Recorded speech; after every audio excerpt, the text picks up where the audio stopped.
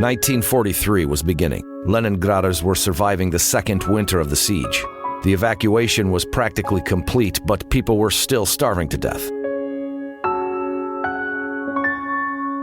The Wehrmacht command gave up active attacks to capture the city. The German reserves were sent to the south at the expense of their own troops, which were besieging Leningrad. The Red Army finally got an opportunity to lift the siege. The Soviet command was preparing the Operation Iskra in order to restore the land communication. Plotting the operational plan and the breakthrough itself would not be possible without the active work of the regimental, divisional, artillery, aviation, and human intelligence. Reconnaissance men of all others were among the major heroes of breaking the blockade. It was January 1943. The Red Army was on its way to rescue Leningrad. Mstislav Ivanov, Pyotr Mikin, Shalom Skopis, and others in the Reconnaissance Scouts of the Liberator series.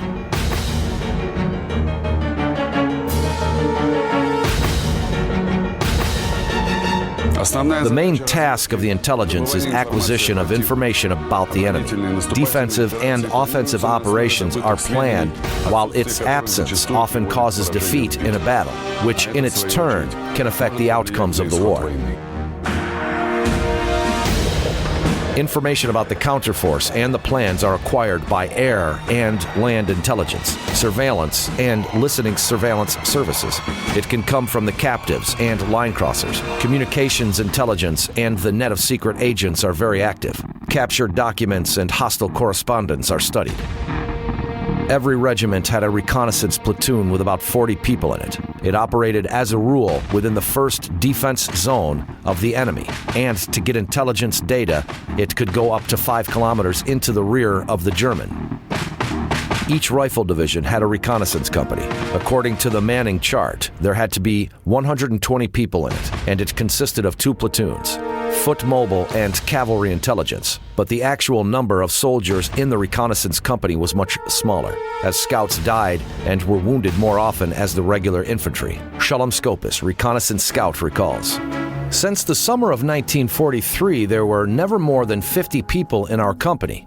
Out of the first makeup, just 5 to 7 people still remained on duty by January 1945. Divisional intelligence had to go 5 to 10 kilometers into the rear of the enemy, and during an offensive, up to 15 kilometers. The aim of the tactical reconnaissance is to determine the number of enemy penetrating force, the location of its military dispositions, identify the number of tanks, armored infantry carriers, guns, and machine guns. Sometimes key data could be found on a mere scrap of paper. Pyotr Mikin recalls.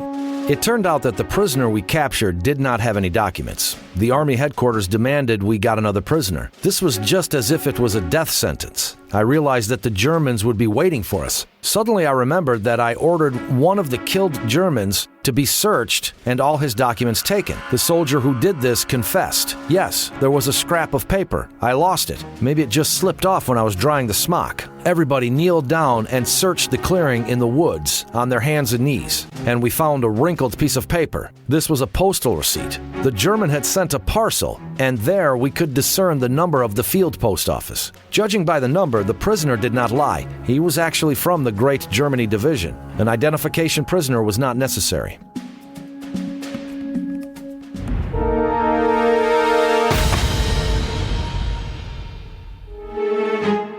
In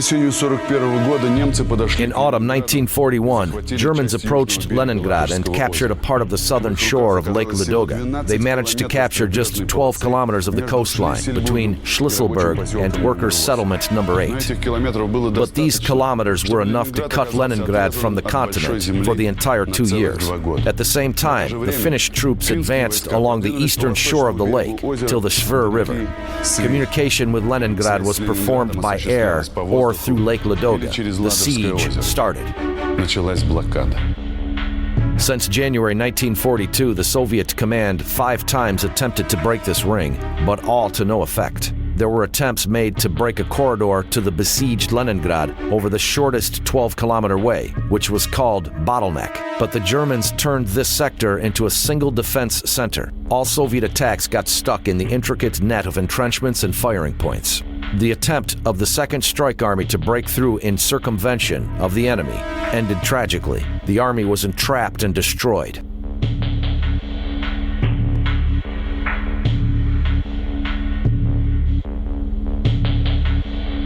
In order to break through the robust German defense around Leningrad, one needed information about the location of the enemy defense works. The role of the reconnaissance during the preparation of the offensive operation was important more than ever.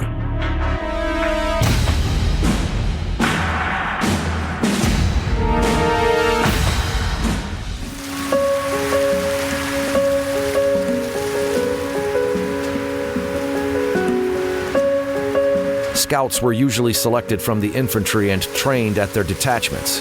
As a rule, only volunteers were accepted. Vladimir Buchenko recalls, "The voice of the buyer from the reconnaissance sounded, 'Well, guys, it is make or break with us. It's hit or miss, but we do not feed lice in trenches. Any volunteers? Front and center. My comrade, Alexei Solodovnikov, and me decided. We might as well be hanged for a sheep as a lamb. We'd sell our lives dear.'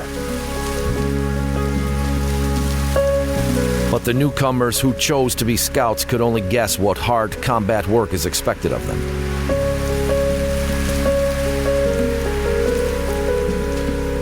Leonid Kianazik recalls, "When I volunteered for the reconnaissance, I did not quite understand what kind of frontline fate I had chosen. I just thought that this was the most honorable combat duty and I wanted to prove myself at the front line." Vladimir Zimakov got into the reconnaissance while getting back from hospital to his own detachment. "Here comes some Jasper with a German submachine gun and German boots. Well, lads, what division are you from? 202? Ha! Skedaddle division. Better come to us to the reconnaissance. No, 180. How's that? We're anti-tank riflemen. Oh, come on. You've had enough of these tanks. Join the reconnaissance. It's better there."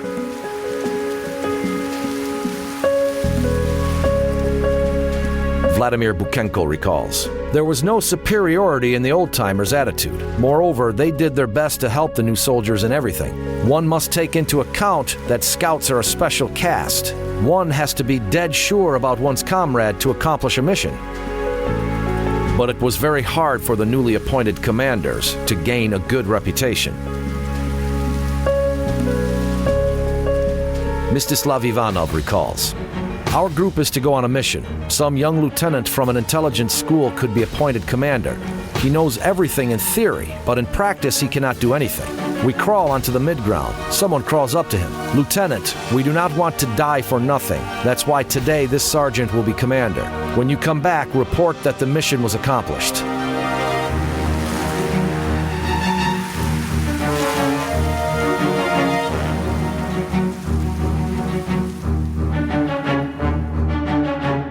The training of young reconnaissance scouts took from a week to a month, and only after they went on a mission.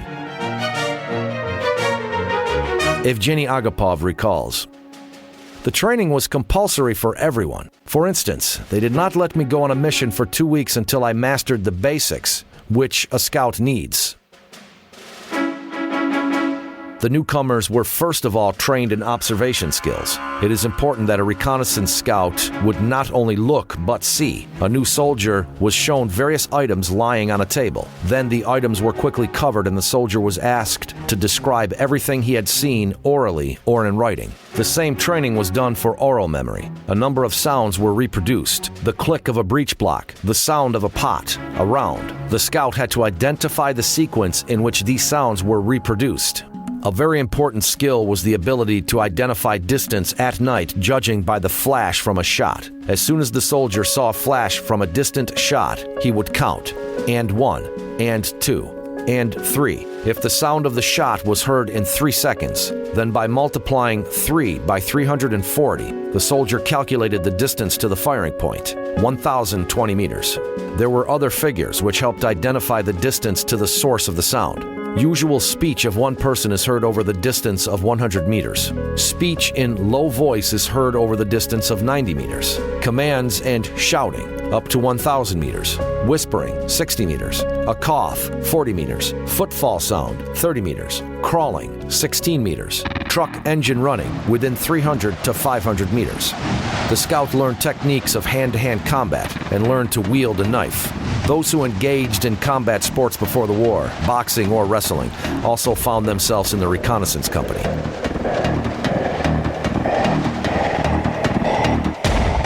Alexander Solovyov recalls, "They taught us to strike underarm. This is more dangerous. The instructor used to say, even if you fall, you could strike him underarm."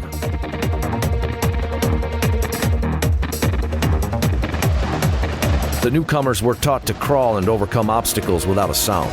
We drilled carrying off sentries, who were played by scouts themselves while training.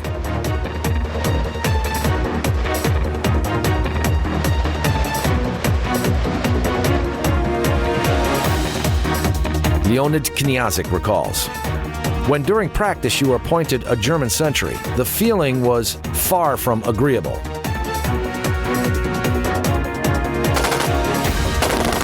The soldiers learned how to fire various guns, most often handguns and submachine guns. They were not trained to deactivate mines. Sappers were assigned to the groups for mine disposal. After primary training, the newcomers went on a mission in groups consisting of experienced soldiers. And only during first reconnaissance operations, or, as they said, search, it was clear what every one of them could do and what tasks they could accomplish." Mstislav Ivanov recalls, "The main thing is psychological stability. A good scout should not panic even in the most challenging situation. He must get accustomed to the fact that he could be killed at any moment. If you think how to survive, you are not reliable anymore."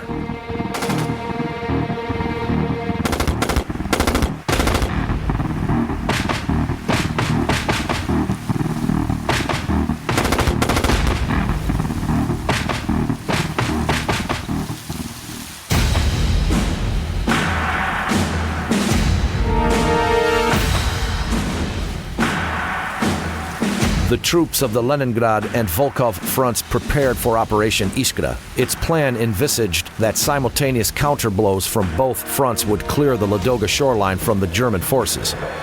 The territory was defended by the German group of troops equal approximately to 6 infantry divisions and possessing about 700 guns and mortars.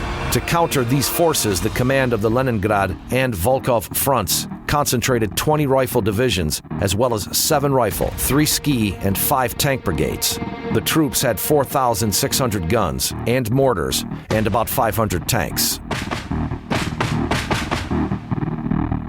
The numerical superiority over the enemy was, in the infantry, 4.5-fold, artillery 6 to 7-fold, and tanks 10-fold.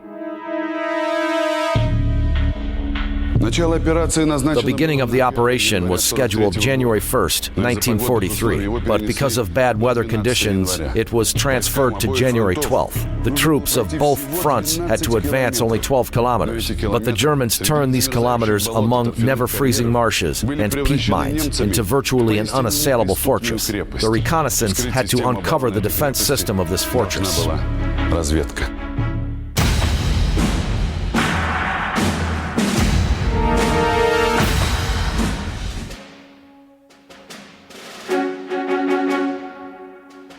The enemy's defense was under permanent surveillance. For this end, fire units furnished a whole system of observation points at the battlefront, from where reconnaissance scouts observed the terrain in shifts. Most often, a trench or a small dugout were used as an observation point. As a rule, it was not big, about 2 by 2 meters. Its height, no more than 1 meter, only allowed the soldier to stay in reclining posture. For camouflage security, it was not possible to construct a high headwork. Besides, materials were scarce for that. The ceiling of a dugout is made of wooden boards, straw, and soil. The door was made of martial cloak, which during the day was tucked up to let in some light. At night, the so-called telephone illumination was used. A piece of PTF-7 telephone cable was hanged on the pegs. which were knocked into the walls of the dugout all around its perimeter. This cable had a cotton sleeving soaked with azocarite resin. In the evening, the cable was set on fire from one end and burned, producing a dim, smoking flame. In the morning, the hands, faces, and clothes of the scouts were black with smoke, but they could rarely come into possession of captured candles. To cover the observation point from the enemy, any movement around it during daytime were prohibited. That is why food was brought to the scouts twice a day, before dawn and after dark.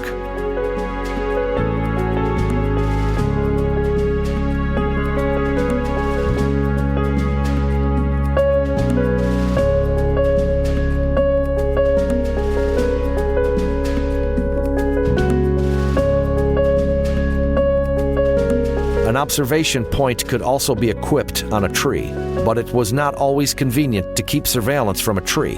In windy weather, when the tree is swaying back and forth, you can easily be mistaken when determining the distance to the target. But the scouts had their own stratagem.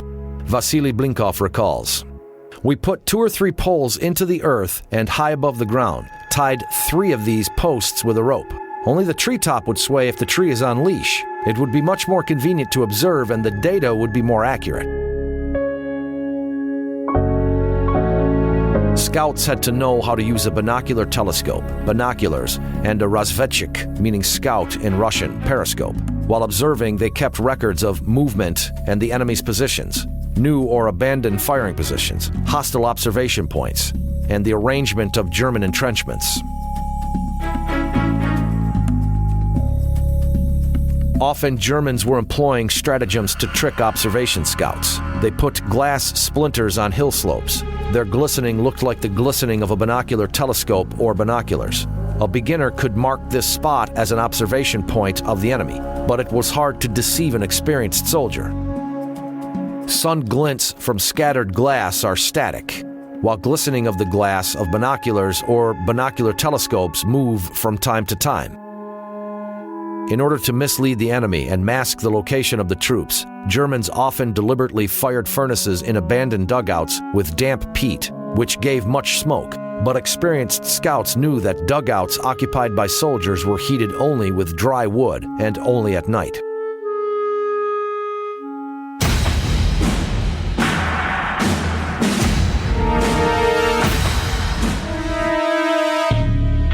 In order to reveal the fire system of the enemy, just before the offensive, an intelligence gathering operation was arranged. The documents captured during such operations, lists of units, orders and instructions, call sign tables, allowing to identify the defense system, the number and the intentions of the enemy at the regiment or division scale. Such information was only valuable for 1 or 2 days, but it was indispensable before an offensive. Thorough surveillance of the enemy was undertaken before the intelligence gathering operation started. Apart from reconnaissance scouts, also rifle units were engaged in this operation.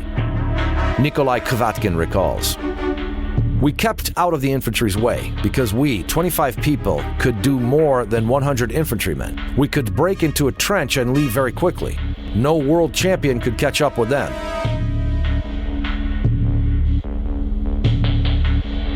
The infantry initiated combat. In the meanwhile, the scouts breached passages in the wire entanglement under supporting artillery fire and mortars. The seizure party broke into the trench by a sudden advance and raced back with the captured prisoner and documents.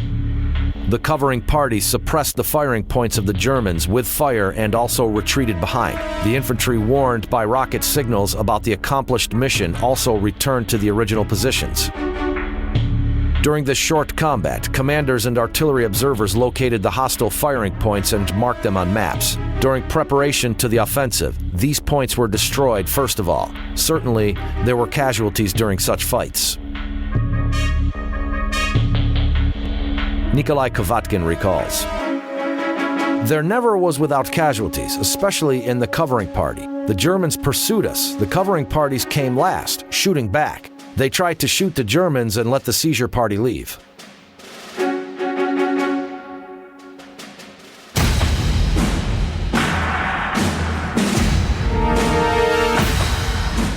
Планируя наступление, When planning the offensive, commanders had to know for sure the situation both at the battlefront and in the deep defense of the enemy. In this case, the prisoner had to be taken not from trenches in the battlefield, but from the rear. To do this, reconnaissance search was organized. This was most often performed when it was dark. Before the raid, experienced scouts selected a spot where the reconnaissance group would penetrate the German rear. Alexander Solovyov recalls, 4 went to the forefront and selected a place for crossing. If they did not, the next night they went to another sector. The point for the sally was selected very carefully, and if the Germans noticed us, then off with it. We did not even come closer.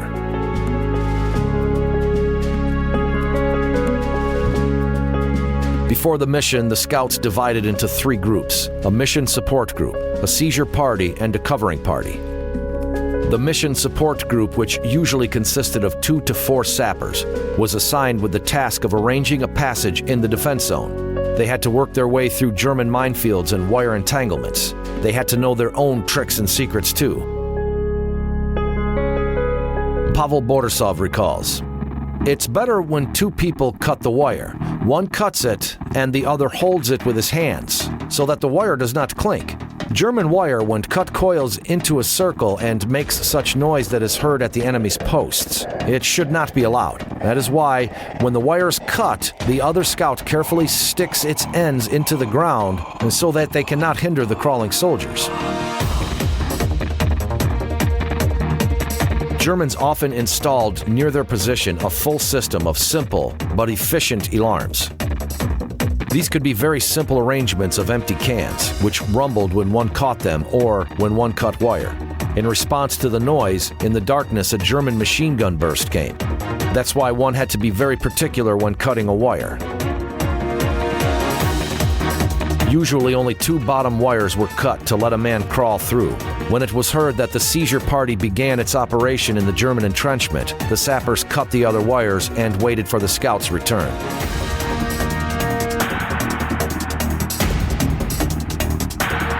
The seizure group consisted of soldiers who directly performed reconnaissance search at the hostile territory.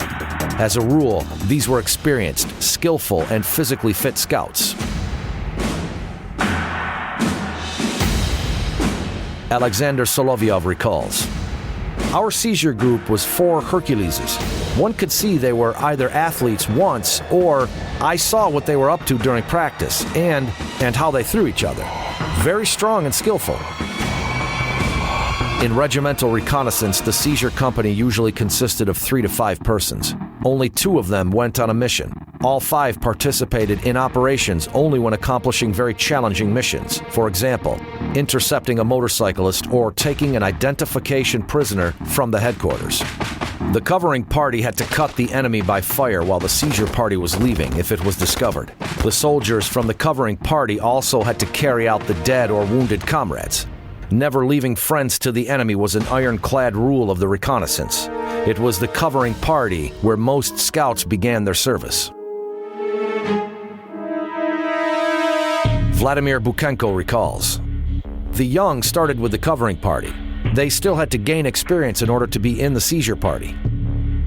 Nikolai Chernov recalls, "The soldiers sometimes refused to go on a mission if they were overwhelmed with the premonition of death. If a scout could not go, I did not force him. I never forced anyone, and always asked, 'Guys, who goes today?' and formed a group of those willing." They went on missions in regular uniform, without insignias. A camouflage cloak was also worn on top of the uniform. Documents and awards were left behind so that the enemy could not get any information even from personal belongings. The commander took with him the so-called blind map, which had no marks at all, and capturing a scout alive was almost impossible.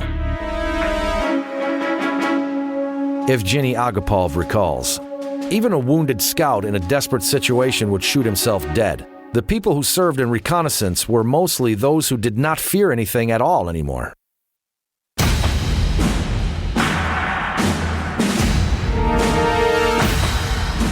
Before mission, the ammunition was checked very thoroughly. The covering party, as often as not, was armed with submachine guns. Sometimes they took a light machine gun, and the seizure party armed, depending on the situation, only with handguns and knives, or they could also have a submachine gun. A heavy and cumbersome PPSH, Spagen machine gun, was not well suited for reconnaissance search. That's why many preferred German MP40 machine guns. Mikhail Schinder recalls, "The next day after my arrival at the platoon, one of the scouts took a German submachine gun and 3 magazine cases from his rucksack, and looking sideways at the PPSH, he said, 'Take this, Lieutenant, the Nazi one is not so heavy.'" To the moment of breaking the blockade, the first PPS Sudaev machine gun started to appear in the Soviet reconnaissance.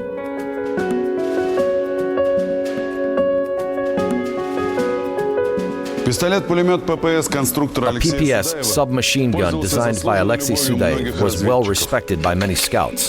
During reconnaissance search, it is very important for a gun to be light and compact. The PPS, which weighed just 3 kilos, outdid not only the legendary PPSH, but also the German MP30-40 machine gun, which was 1 kilometer heavier than the Sudaev, and the noiselessness of the scouts' movements directly depended on the weight of their arms. Evgeny Agapov recalls, "The scouts of a seizure party mostly went on missions only with the PPS, a handgun, and a stealth knife. A PPS submachine gun was less cumbersome than a PPSH and more suited for reconnaissance." Alexei Sudaev designed this machine gun in 1942 in the harsh conditions of the besieged Leningrad. Many experts and veterans recognized PPS as the best submachine gun of World War II. Apart from being compact, it is handy and features quite good performance characteristics for a submachine gun.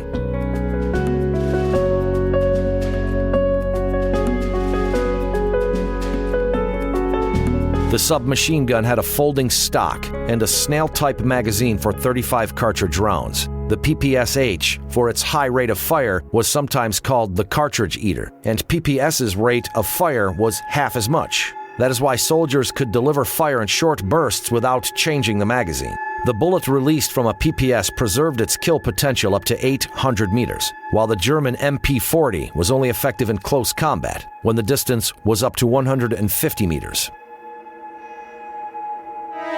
Ivan Morozov recalls, "Sudaev machine gun was also good because you could fire both with the stock folded and unfolded. It was still good. It was anyway convenient. Firepower sufficient for a reconnaissance scout. The only thing I missed was the fire control lever to switch to single fire, but we learned to fire short bursts of 5 to 6 shots. We also could fire single shots after all. To do this, we must take the finger off the trigger once you push it, but usually we did not need to deliver single fire." Both PPS and PPSH were more reliable and less sensitive to dirt than the German MP40. Alexander Slutsky recalls, "We did not use German submachine guns. They were not considered reliable at our detachment and were not respected. Still, some scouts preferred the MP40, but it was more readily available because of their personal liking."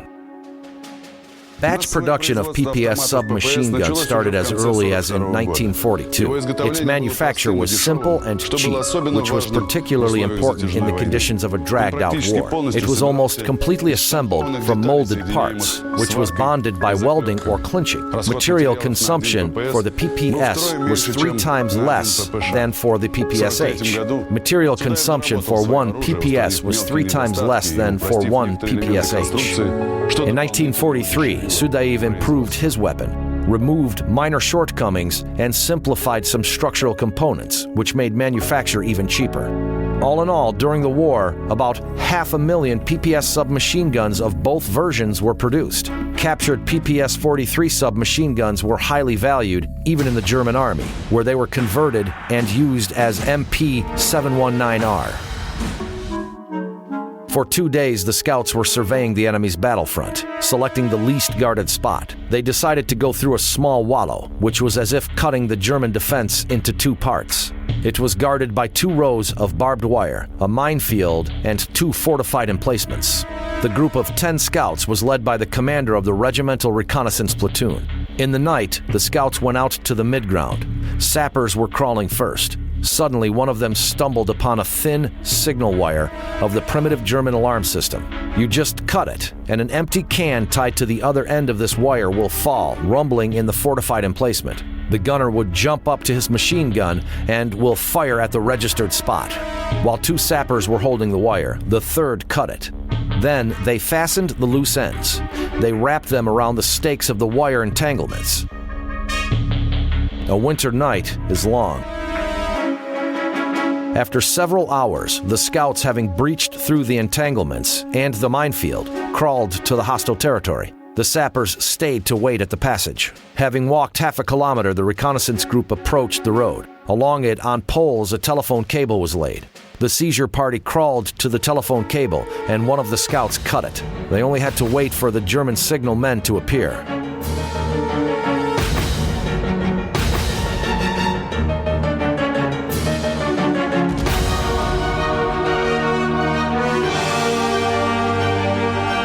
Soon the scouts saw silhouettes of 2 German soldiers. A flashlight thrust. One signalman is killed, and the scout grabbed the other by his throat. A short question in German.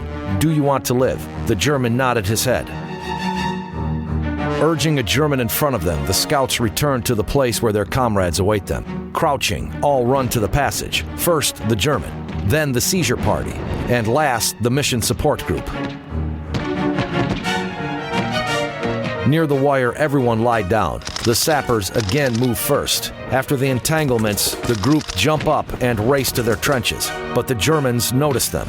Trench flare went up into the sky. The mortars opened fire, attempting to cut the scouts from their entrenchment. Too late. Having lost no one, the group tumbles into the first trench of their troops. The mission is accomplished. The night before January 12th, based on the intelligence data, the composite group of night bombers of the Volkov Front attacked the hostile artillery positions and command points in the penetration area. At the same time, Soviet aircraft attacked the air facilities and railway junctures in the rear of the German army.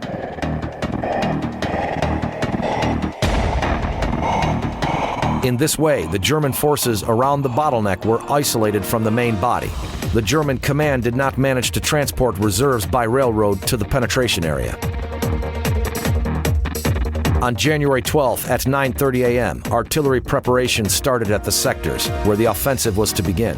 40 minutes before the attack, the Ground Attack Air Force, in groups of 6 to 8 aircraft, attacked communication centers, artillery and mortar batteries. Covered by the barrage artillery fire, the Soviet shock troops began the assault of the German positions. The troops of the first echelon of the Leningrad front, having crossed the Neva by ice, broke down the resistance of the Germans between the second town and Schlüsselburg, and by the end of the day they moved on for 3 kilometers. The second shock army of the Volkov front also went onto the offensive and advanced deep into the German defense.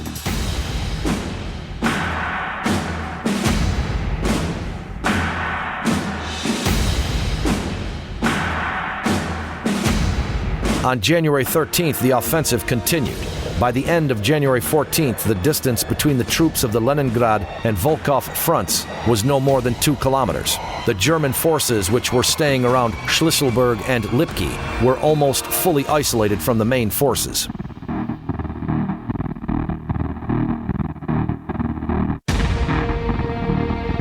During the following 3 days, the Soviet troops, with increasing attack power, continued their offensive in an effort to complete the breakthrough and meet near Workers' Settlement number 1 and number 5. The main events were unfolding in the morning of January 18th, when the forces of the 2 fronts finally met. Between Leningrad and the continent, a narrow corridor was broken through, which allowed to arrange for food supplies and fuel to the city. This was to a great extent thanks to the Soviet frontline reconnaissance.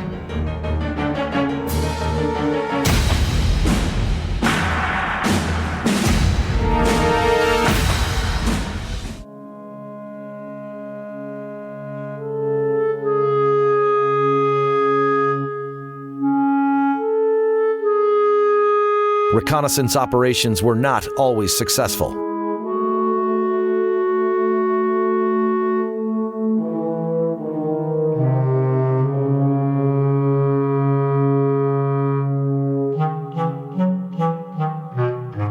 Oleg Kupetsky recalls.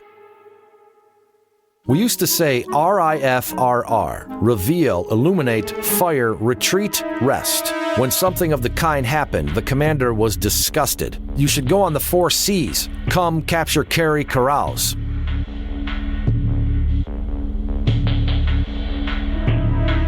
The search was continued until they managed to get an identification prisoner. And this was not the worst thing after all.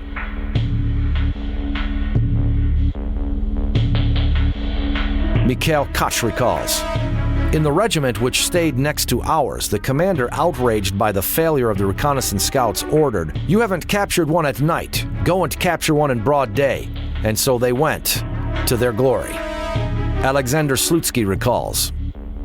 In the company itself, the discipline was cast iron. But outside, we could afford some deviations with the Army Bible, especially after some successful missions, when our squad had gained a very good reputation and we were trusted a lot.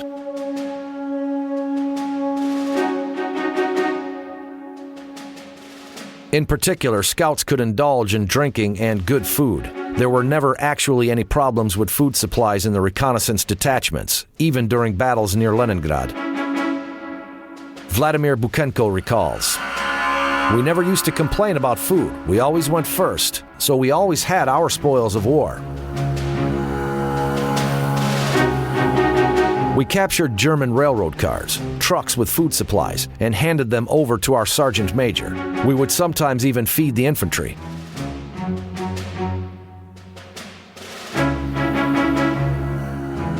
Besides, the Germans, whom we took prisoner, almost always had flasks with alcohol with them. So the scouts had something to add to the front line 100 grams. Because of this, many people called them aristocrats. But scouts paid a very high price for their aristocracy, as they died more often than the infantrymen.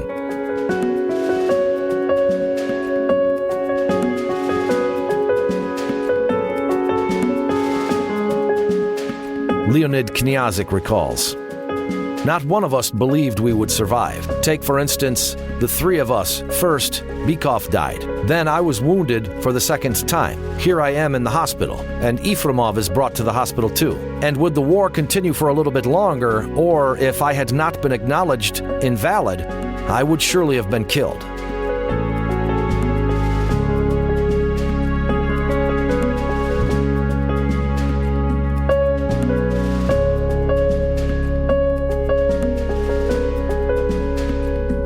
In order to survive, a scout, as no one else, apart from dexterity, strength, training, and experience, needed luck and good comrades, ready to die for each other, and they could be real friends. And they also protected each other.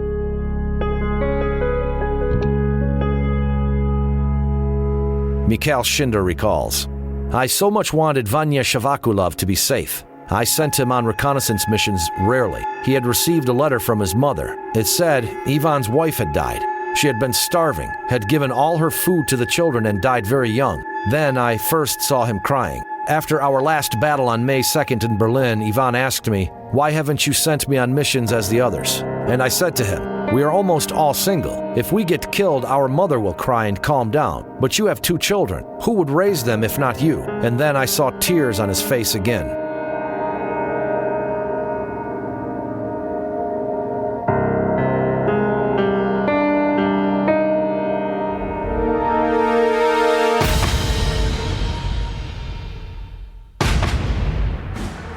On January 18th, the troops of the 2 fronts met near Workers' Settlement No. 1 and 5. Schisselburg was liberated, and the shore of Lake Ladoga was cleared from the enemy. The 8 to 11 kilometer wide corridor along the shore restored land communication between Leningrad and the country. And finally something happened, for which the defenders of Leningrad had been dreaming. Something for which they had been fighting. Later, the Volkov drinking song was composed. It was about these people. Let's drink to those who led their squads, who died on the snow, who cut their way through bogs to Leningrad, breaking enemy's neck.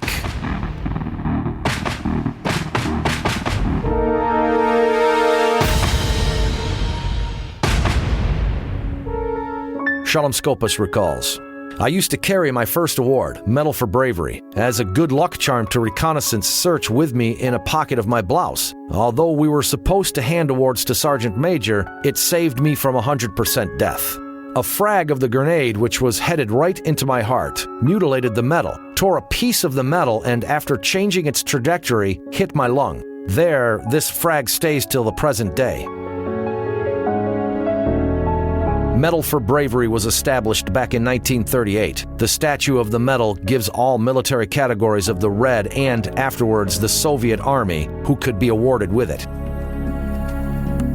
Among the first who received the medal for personal courage and bravery in protecting their motherland and performing a soldier's duty were frontier sentries, Gulyaev and Grigoriev, who caught a group of raiders near Lake Kazan. Since the moment it appeared and until the disintegration of the Soviet Union, Medal for Bravery was considered the most highly respected medal in the country. Vladimir Zimakov recalls. At the end of the war, I received my Medal for Bravery for the Brewed-Up Armored Infantry Carrier. In fact, for a Brewed-Up tank, one was supposed to get 500 rubles and the Order of the Red Star. But the first and the best award is the Medal for Bravery, and only after it, the Order of Glory. During the war, Medal for Bravery was awarded to more than 4,230,000 soldiers. A mortar gunner of the 8th Independent Guards Rifle Brigade, Sergeant Stepan Mikolovich Zolnikov, was 5 times awarded with the Medal for Bravery during the war. Larissa Petrovna Moiseva came to the front as a medical assistant and finished war as a communications telephone operator of the 824th Independent Reconnaissance Artillery Battalion. During the war, she was 3 times awarded with the Medal for Bravery. Matvei Gershman recalls. Certainly, the Order of Glory or the Medal for Bravery on the chest are like a trademark or a quality seal of the active war participant. But there were thousands of soldiers and officers who were invalided from the army because of a wound, those who did not receive any awards. During the first years of the war, awards were rare. To prevent the advance of Germans to Lake Ladoga again, the Soviet troops went on to the offensive. By a newly laid narrow-gauge railroad, which was continually under fire, food and fuel were supplied to the city. The lives of many people of Leningrad were saved. They were saved to a great extent due to the well-consolidated, exhausting, everyday work of the Soviet scouts. Shalom Skopis recalls. Scouts and raiders are the only people who spent the entire war face-to-face with the enemy and death.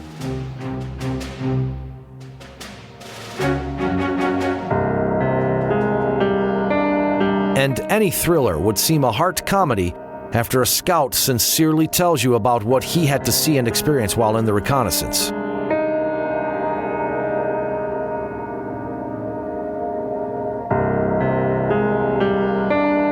After all, we often had to slaughter Germans with knives or strangle them instead of just killing them with the submachine gun. You just think, well, what is meant by "I carried off a sentry" or "we neutralized guard without a noise"? Just ask scouts what nightmares they still have at night.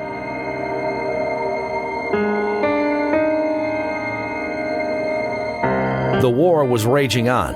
Day and night in any weather, scouts did their risky work providing the command with intelligence about the enemy.